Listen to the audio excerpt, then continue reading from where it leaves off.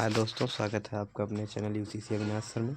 और जैसा कि जानते हैं, दैनिक महत्वपूर्ण खबरों में जो आज सबसे महत्वपूर्ण खबर निकल कर के आ रही है, जैसा कि आप जानते हैं 2-3 दिन से ये चीज़ें चर्चा में थी या रिजल्ट आते ही ये चर्चा में थी कि रोज़गार मतलब नीतीश सरकार, बिहार सरकार ने रोज़गार की बहार, शिक्षक नियुक्ति में इतिहास रचता हुआ बिहार शिक्षक नियुक्ति तृतीय चरण।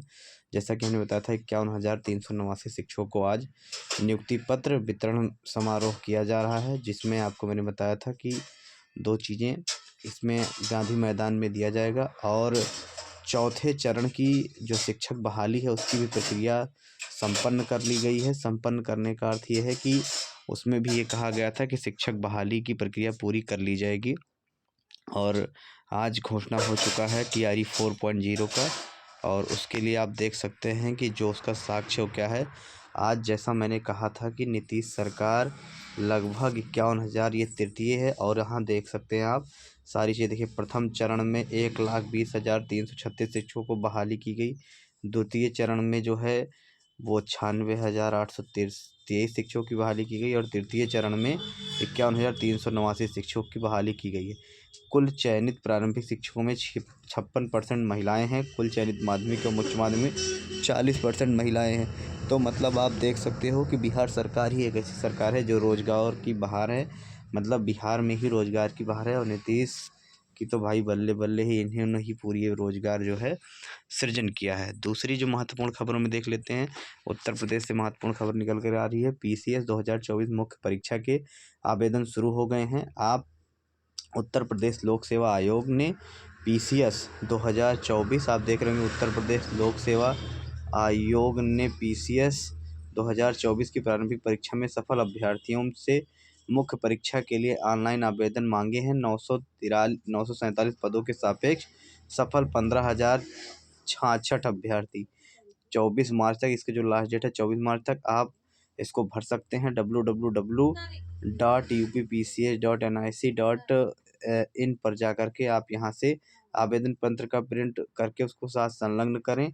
मतलब ये पूरी चीज़ें आपको रख लेनी है और इसमें बताया गया है कि पंजीकृत जो पहले था क्या है, पूरी डिटेल उसकी दी गई है। जो नेक्स्ट खबर देख लेते हैं, अगली खबर क्या है। अगली जो है उत्तर प्रदेश से जो BEd की रजिस्ट्रेशन प्रक्रिया थी, आपको पता है, उसको बढ़ा दी गई है। और अब देखिए इसमें दिया गया है कि जो डेट ऑफ एडमिशन जो आया था वो 6 फरवरी को आया था। और अब देखिए UP BEd JEE 2025 registration start 15 फरवरी से हुआ, लेकिन लास्ट डेट इसकी 25 मार्च कर दी गई है, जिसकी अभी तक डेट कम थी। तो ये आप 25 मार्च तक इसको आप सबमिट कर सकते हैं और 26 मार्च तक आप कर सकते हैं। 26 मार्च से 1 अप्रैल 2025 लेट फीस के साथ, अगर इसके लिए फ़ीस ज़्यादा आपको पे करनी पड़ेगी। और एडमिट कार्ड अवेलेबल हो जाएगा 14 अप्रैल को।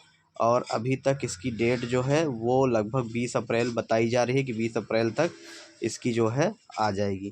तो ये आप लोग अगर जो भी अभी बच्चे फॉर्म नहीं फिलअप किए हो, जल्दी जल्दी फॉर्म फिलअप कर दें। और ऐसी सुविधाएं हैं, आपको बता दें, RS ग्रुप ऑफ एजुकेशन से आप इसको मुफ्त में BEd कर सकते हैं। स्कॉलरशिप पे अगर आपको BEd करना है तो RS group of education Ayodhya से आप जो है कर सकते हैं। अगली जो न्यूज़ है वो नेक्स्ट है कि 1.393 लाख ने छोड़ी UP बोर्ड परीक्षा। आपको बता दें, अभी हाई स्कूल और अंग्रेजी और इंटरमीडिएट के अलग अलग विषयों की परीक्षा में पकड़े गए 7 फर्जी अभ्यर्थी। ये मैंने पहले ही से ही कहा था कि आप लोग अभी समय है और पढ़ाई करते रहें, क्योंकि अगर परीक्षा आप छोड़ रहे हैं तो आगे चलकर आप ही को समस्या होगी।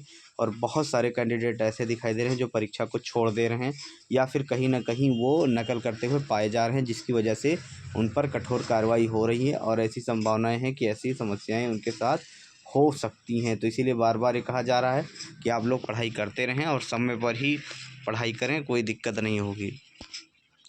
अगला है BPSC 17वीं मुख्य परीक्षा पर रोक से कोर्ट का इनकार। आपको बता दें, अभी हाई कोर्ट ने BPSC 17वीं की जो मुख्य परीक्षा पर रोक से साफ इनकार कर दिया है। उसने कहा है कि कोर्ट ने कहा है कि PT को चुनौती देने वाली सभी याचिकाओं पर विस्तृत सुनवाई होगी, लेकिन किसी भी हाल में परीक्षा को नहीं टाला जा सकता है।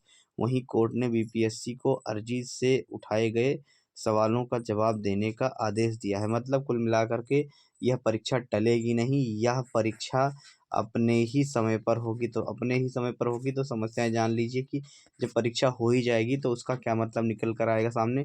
लेकिन कुल मिलाकर करके कोर्ट ने कहा है कि ये परीक्षा टलेगी नहीं। तो जब नहीं टलेगी तो भाई सुनवाई होगी, देखा जाएगा आगे क्या निर्णय आता है इसका। अगली जो चीज़ें हैं देखिए, नियमावली में संशोधन करने के बाद आयोजित किया जाएगा जेटेट। ये झारखंड का मुद्दा है और आपको बता दें 2016 के बाद आज तक जेटेट का आयोजन नहीं किया गया था और हर वर्ष आयोजित की जानी है परीक्षा। लेकिन ऐसे ही बहुत सारे राज्यों में है कि आयोग भूल जाता है परीक्षा करा के, एक परीक्षा करवाएगा दूसरी नहीं करवाएगा। और जबकि जो आपको बता दें जो टेट की परीक्षा है वो हर एक वर्ष में होनी चाहिए, क्योंकि कहीं न कहीं यह एक प्रकार की पात्रता परीक्षा होती है, तो हर वर्ष इसको होना चाहिए। जो बच्चे बीएड करके या जो बच्चे बीटीसी या जो बच्चे वो डीएलएड करके जाते हैं उनको यह परीक्षा पास करनी होती है, तभी वह एलिजिबल होते हैं नेक्स्ट परीक्षाओं के लिए, मतलब आगे भर्तियों के लिए। लेकिन ऐसी अभी तक हुआ नहीं। अब जेटेट अपनी योजना बना रहा है, देखिए आगे क्या करता है।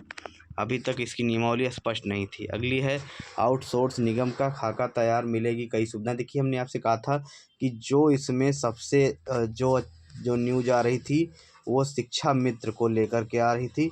शिक्षा मित्र को लेकर के और बता दें अनुदेशक को लेकर के इनकी स्पष्ट रूप से सैलरी बढ़ाने की बात हो रही है।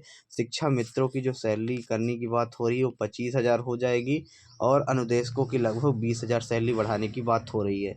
और आपको बता दें जो आउटसोर्सिंग से भर्तियां हैं, जो आउटसोर्सिंग से हैं उनको भी कहीं ना कहीं ये पूरी चीज़ें सही करने की बात हो रही है। आउटसोर्स निगम का खाका तैयार, मिलेगी कई सुविधाएं से मिलेंगी, आउटसोर्स कर्मियों के हित होंगे सुरक्षित। मतलब अब इनकी भी कहीं ना कहीं क्या होगी, सैलरी बढ़ाई जाएगी। और निगम में 4 श्रेणियों में 15 से 25,000 तक के मानदेय पर रखे जाएंगे कर्मी की। ये देखिए यहाँ की न्यूज़, ये इतने में ही रखे जाएंगे। मतलब अधिकतम सैलरी रहेगी वो 25,000, मिनिमम जो रहेगी वो 15,000, इससे कम किसी को सैलरी नहीं दी जाएगी।